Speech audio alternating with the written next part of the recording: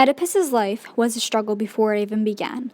While he was still in his mother's womb, his parents Laius and Jocasta went to the oracle at Delphi to find out their son's fate. His fate was not what they expected. It was told that Oedipus was destined to kill his father and marry his mother. Shocked and horrified, Laius and Jocasta pinioned the boy's feet and given to a slave to kill Oedipus. The slave took pity on the boy and gave him to a shepherd. The shepherd brings the boy to the king of Corinth, who then raised Oedipus as his own. 18 years later, Oedipus attended a party and was called a bastard. Oedipus then went to the oracle at Delphi to confirm his patronage.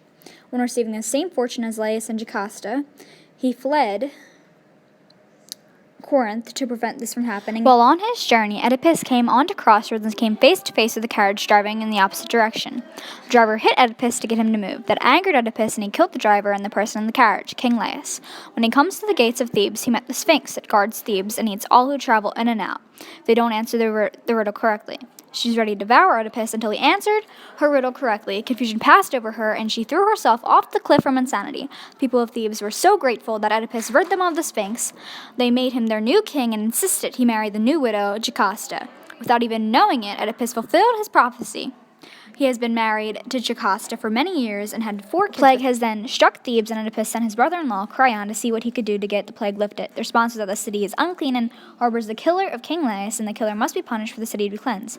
To his swears to execute and curse anyone who hurts him, cursing himself and his family. He calls upon Tiresias to help find the killer. The old man didn't want to tell Oedipus that it was him, which angered the king and forced Tiresias to tell him. Oedipus then accused the prophet of cohorting with Creon to steal his throne. Then the messenger informs him of his son's death, and also the man that was supposed to have killed King Oedipus confirmed the baby to be him.